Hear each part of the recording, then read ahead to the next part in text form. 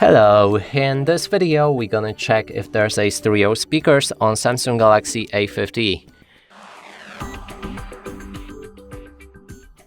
And to do this, first we'll need to find all of the speakers on this device, first one being on the bottom right here. Another one is located on top of the screen, and that's a phone call speaker.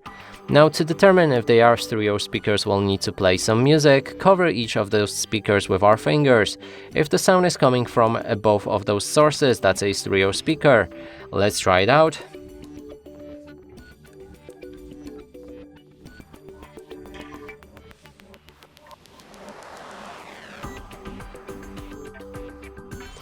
And clearly sound is coming only from the bottom main speaker. That confirms that this device doesn't have the stereo speakers.